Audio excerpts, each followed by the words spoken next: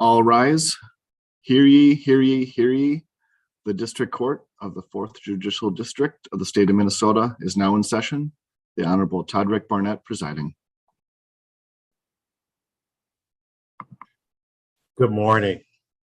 On behalf of all the judges and judicial officers of the 4th Judicial District, I welcome you to this special court session and thank you for attending. I wish we all could be in person to celebrate the lives of your loved ones, family members, and friends. Please accept this memorial as an extension of our appreciation for all of the contributions of the people we celebrate today. All of them have improved our legal community. We are sorry for your loss and we wish you peace. May this memorial service bring you comfort. For the invocation, Judge Utley. Good morning. Please join me in prayer or quiet reflection. Dear God, as we gather today, let us offer our thanks to you for this community and the blessing of fellowship around us. Let us strive to be a source of hope for each other and a source of comfort for those who need it. Let us give gratitude for the opportunity to remember our loved ones and to be inspired by the lives they led, their accomplishments, and their devotion to the practice of law. Although our lives have changed without the friends and family that we honor here today, let us take solace in the love we feel towards them still, the memories of time spent together, and the knowledge of the many lives they touched during their time with us. May we celebrate these loved ones today instead of mourning them. And we ask that our remembrance of those we have lost is able to bring peace and contentment. Let us show our appreciation for not only those we are remembering today, but for those who are here today to share their loved ones with us. May we all learn from this memorial how to be the kind of person whose life is celebrated, and also how to honor our loved ones when they are gone. Finally, let us remember that each day is a gift. Amen. Thank you. Thank you, Judge Utley. I want to thank all of the Hennepin County judges and other state court judges for attending today's memorial service. Also, thank you to the appellate court judges, Supreme Court justices, as well as federal court judges, public officials, and dignitaries in attendance. At this time, I would like to introduce Landon Ashman, the Hennepin County Bar Association President-elect. Thank you, Judge Barnett. Today we remember Audrey Jean Babcock, the Honorable M. Michael Baxter, Lee Behrman, David Arthur Beijing, William B. Brown, Jessica Clay, Peter Corcoran, John C. DeMoss, Robert Thomas Dolan, Peter Dorsey, Mark Douglas, John Justin Ellsworth, Jeanette Fredrickson, Thomas P. Gallagher, Linda Gallant, Michael D. Goldner, R. Bertram Greener, Timothy M. Haney, J. Heffern, David Fulton Herr, Kingsley D. Holman, Amy Joyce, Erwin Katrauser, Leslie J. Krause, the Honorable Richard H. Kyle Sr., Thaddeus Richard Lightfoot, Charles R. Lloyd, Greer Edwin Lockhart, Richard P. Mahoney. Gail Robert Mellon. Robert D. Miller. The former Vice President, Walter Mondale. Joel Allen Montpettit. Mark A. Myra. Holly Jean Newman. Cheryl Ray Aman. Curtis A. Pearson. Norman Pearl. Felix Mayer Phillips. William Myron Pilgrim. Louis M. Riedenberg. Fred August Reeder. David Roston. Stephen John Rowley. Charles Rubenstein. Wayne Salida. Alfred Sedgwick. Harold Hawken Schapp. Robert L. Schutz. Philip Hardin Smith. Jane Ellen Elise Smith. Peter James Steen. William G. Swanson. David P. Swenson. Robert Joseph Tansey. Orlin D. Tisla. Don Christine Van Tassel. Alan William Weinblatt. Professor David S. Weisbrot. Margaret Zach. And Lawrence Zell.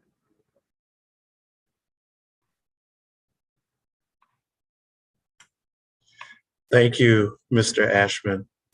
At this time, I'd like to introduce Brandon Vaughn, the Hennepin County Bar Association President.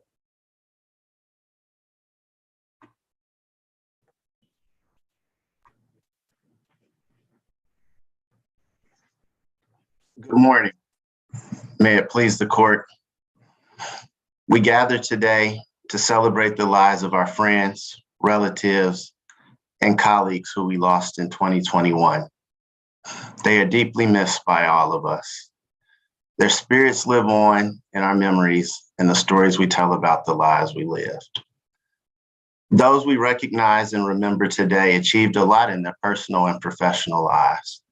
Some lived for over 100 years, while others' lives were cut shorter than we would have liked. However, success in life is not measured by the number of years lived, but what you do with the time that you have. This group achieved and contributed much to our society. Lawyers are reflected in all areas of society.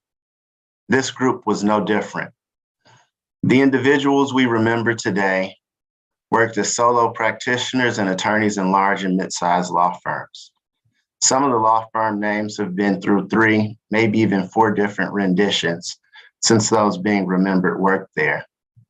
But some law firms continue to carry the names of those we remember today, even following their death. Those we honor today worked in and represented large and small corporations. Some worked for the government and in the not-for-profit space. One member we recognize today had a career as a legal reporter. All industries of the law seem to be touched by this group: antitrust, tax, family law, real estate, trust and estate planning, personal injury, environmental, corporate transactions, criminal defense, intellectual property, and even election law. Today, we recognize individuals who worked as judicial law clerks, state and federal judges, partners in law firms, corporate attorneys, law professors, politicians, and even the Vice President of the United States. Charles Hamilton Houston once said to his Howard University Law School students that a lawyer is either a social engineer or a parasite on society. This group we remember today were truly social engineers in many ways and paved paths when there were no paths present. Today, we recognize individuals who helped found a number of organizations and groups, including Minnesota Lawyers Mutual, Minnesota Defense Lawyers Association, Minnesota Supreme Court Historical Society, Bay Point Marina Association, the Guthrie Theater Foundation, Children's Theater Company, the University of Minnesota Landscape Arboretum, Advocates for Human Rights, Center for Victims of Torture, the Human Rights Center, and now the organization known as the ARC Minnesota. We honor those who were zealous advocates on behalf of their clients. Some of those remembered today have argued before state and federal appellate courts, including the U.S. Supreme Court.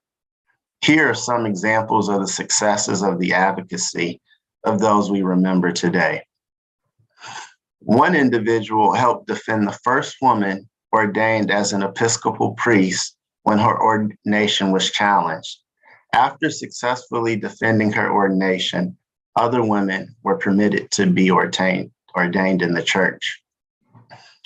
Another lawyer helped protect 19,000 acres of old growth forests from being destroyed when the government wanted to take over the land and install a communication center. Another intellectual property lawyer had multiple recoveries for clients in excess of $100 million. One lawyer successfully utilized radio advertising to organize a phone campaign to help a small shoe shine business negotiate contracts with the MSP airport when the airport commission was trying to put them out of the airport and out of business. This lawyer was able to negotiate the business a better contract and terms, and that small shoe shine business remains in business at the airport today. One individual was such a zealous advocate that in the midst of deposing a witness, the witness had a heart attack. And while the witness was being carried out on the gurney by EMS, this lawyer continued to depose them despite the circumstances. When changes needed to be made outside of the courtroom, some of our folks we remember today took to the legislature. One of the lawyers we recognize today was a survivor of childhood sexual abuse and advocated for a change in the statutes of limitations to extend the amount of time the abuse had to hold their abuser accountable. Another lawyer fought to change the law to allow women to recover damages for loss of consortium claims and to increase the cap on damages for wrongful death claims. This group devoted time to board service, serving on a number of boards, including Planned Parenthood of Minnesota, the ACLU, the Minnesota State Fair Foundation, the Innocence Project of Minnesota, United Hospital Foundation, Minnesota CLE, Hazelden Foundation, the United Negro College Fund, Civic Orchestra of Minneapolis, ArtCat USA, and that's just to name a few. Outside of their professional lives, one topic that appeared consistent with all those we remember today is their commitment and dedication to their families.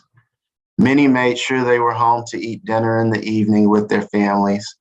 One lawyer served as a PA announcer for his son's basketball and lacrosse games. Another lawyer exposed her daughter to the legal system by taking her to court with her and giving her a chance to meet the judge conducting the hearing, and later going back in chambers to see what happened behind the scenes. Now, what is life without travel? This was a very well-traveled group.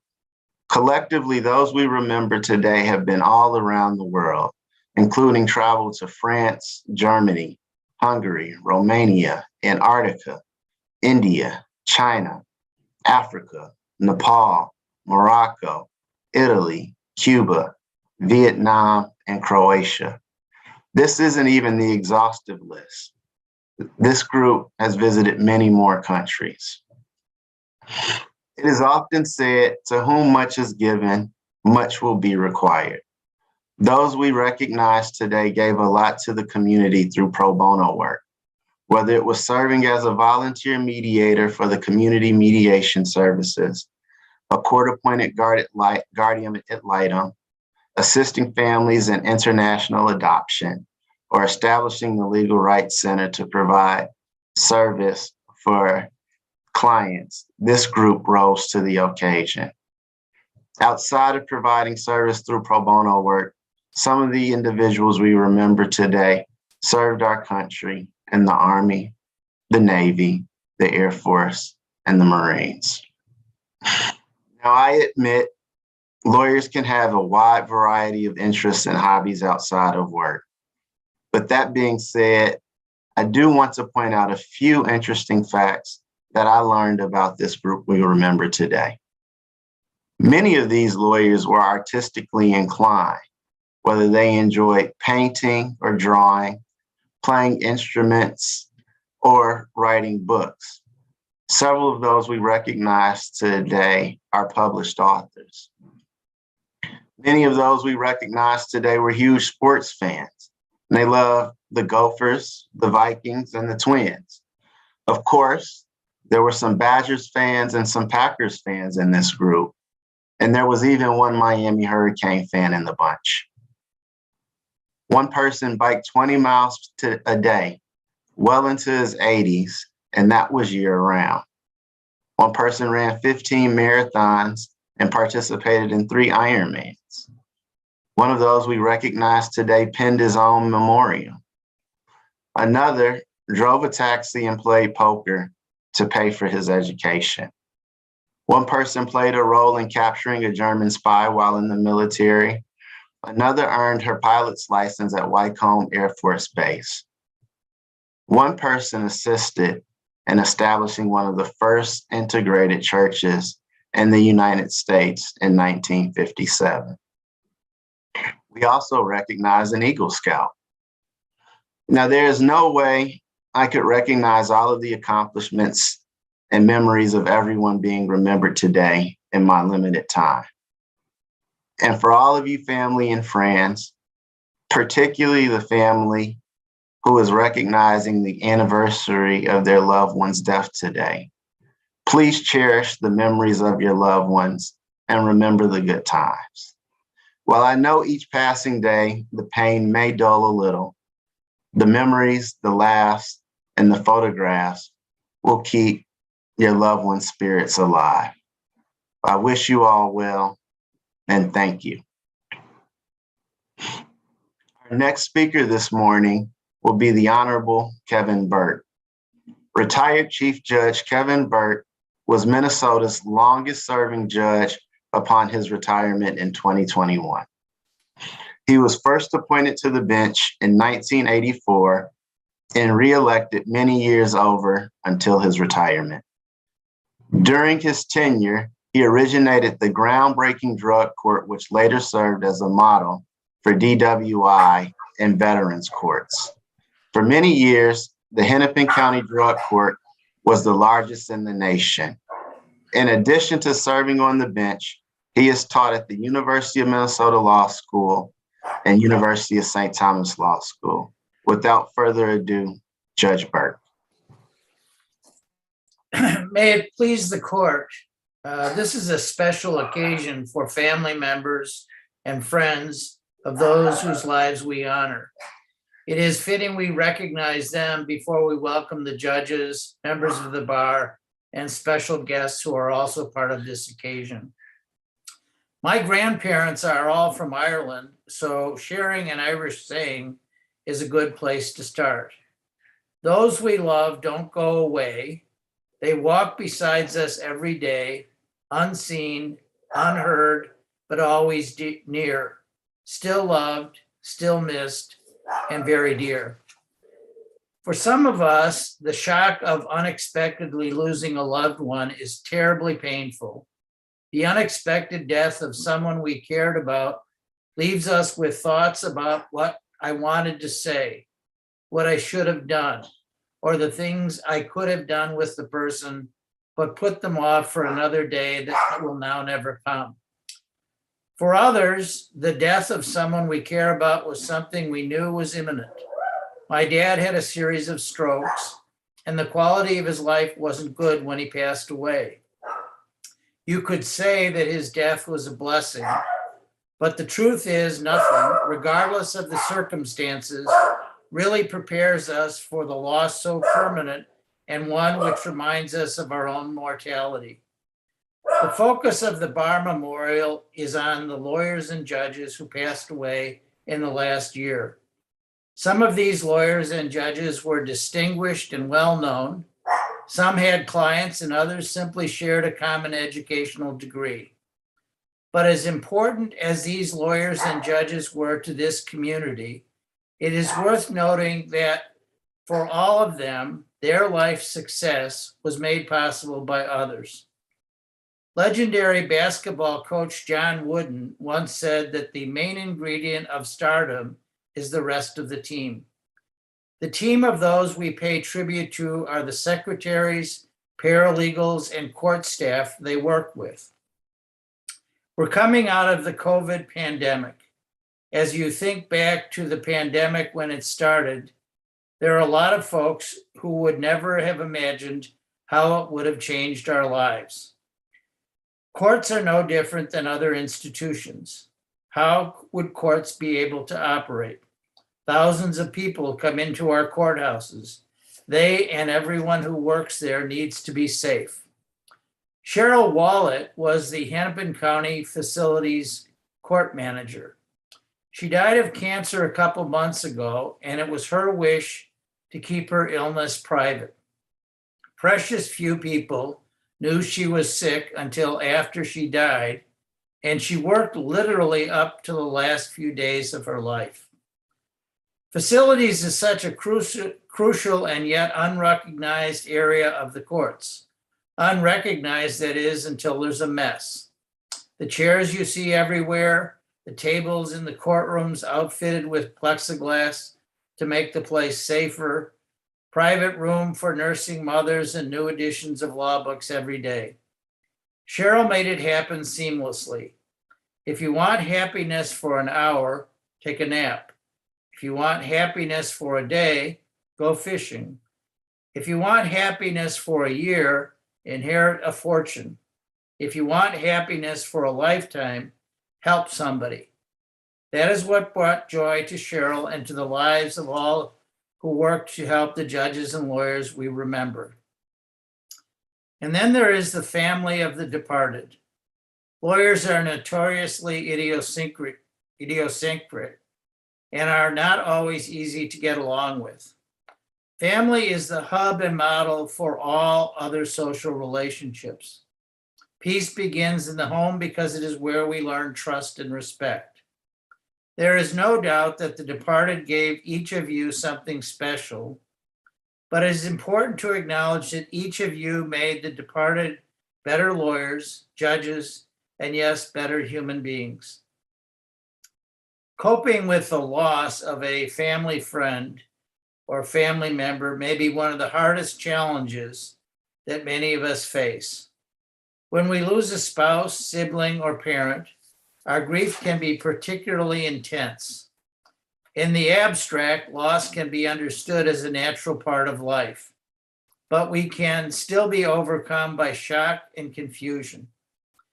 Yes, the sadness typically diminishes in intensity as time passes, but grieving is an important process in order to overcome these feelings and continue to embracing the time you had with a loved one. David Eagleman, the neuroscience and author, observes that there are 3 deaths. The first is when the body ceases to function. The second comes when the body is buried. And the third comes somewhere down the line when your name is spoken for the last time. It is this last death that we, as the ones left behind, have to work to stave off. So how might we ensure that the Irish saying, "Those we love don't go away, they walk beside us every day, unseen, unheard," really happens? Frankly, I'm better at asking questions and giving answers. You learn that after nearly 37 years on the bench, but here it goes. There is no doubt that laughing about the things we did together is a good place to start. A classmate and former partner of mine died of Lewy body dementia. I occasionally would take him to lunch, and I remember when I once picked him up and asked him what he had done that morning, that he responded he had gotten sheet music and spent the morning singing out loud since his wife, Jane, was at work. She didn't like his singing. I never knew Jim to be a singer, and to this day, I wonder if he was just pulling my leg, something he and I did often to each other, or if he was really serious. Creating your own unique tradition is important. If your loved one enjoyed playing golf, play golf on their birthday, or Father's Day, or Mother's Day, even if you're not very good. And if you simply can't play golf, jump in a cart and invite some friends. If the loved one enjoyed action movies, occasionally watch the newest one. Did your loved one savor barbecue or think of themselves as the grand chef, perfectly capable of smoking up the neighborhood with their grill or smoker? Set up a barbecue with friends. Or if she enjoyed the perfect gin and tonic, go for it and pour yourself one. Yes, it seems silly, but the possibilities are as unique as your loved one. The simple point is this: we continue to walk with those we live by creating our own traditions. One of the most stirring moments of President Obama's presidency was when he led the memorial service for the Reverend Pinckney in singing Amazing Grace. President Obama was a great orator, but he was a remarkably poor singer. But I'm even worse, so ending with that song, as moving as that song is, simply is not going to happen. I'm also not particularly religious, but I suspect that many of you are. So closing with an Irish prayer is the best I can offer. Death is nothing at all. It does not count. I have only slipped away into the next room. Everything remains as it was. The old life that we lived so fondly together is untouched, unchanged. Whatever we were to each other, that we still are. Call me by my old familiar name. Speak of me in the easy way which you always used. Put no sorrow in your tone. Laugh as we always laughed at the little jokes that we enjoyed together. Thank you.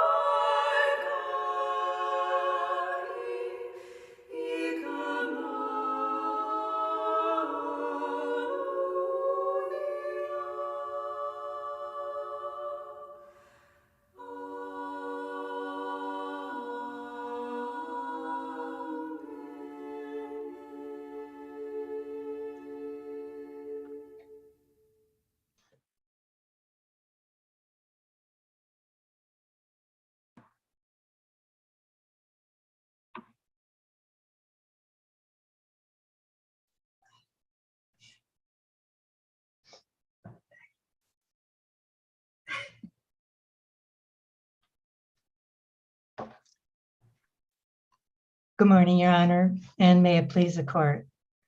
On behalf of the Hennepin County Bar Association, the staff, and the Bar Memorial Committee, it is my honor to move that the court accepted with archives this Bar Memorial booklet for 2021. This is a testament to the lives of our colleagues who passed away and their contributions to our profession and the community. Their families, colleagues, and friends will hopefully find renewed gratification and appreciation for the lives of the women and men we remember today. Thank you, Your Honor. And I'd like to mention to our viewers that the electronic version of this booklet will be posted on the Bar Association's website within the next few weeks. Thank you, Your Honor, and no further comments. Thank you. On behalf of the 4th Judicial District, I accept this booklet into the court's records. I want to thank all of you for attending today's special event and thank all the people working so hard behind the scenes to make today's Bar Memorial service a success. The slide presentation will run again when court is over. Also, today's memorial program will be available sometime this afternoon on YouTube. For the 3rd time, I hope to see you in person for the next Bar Memorial service. Have a great day. We appreciate your attendance. We are adjourned.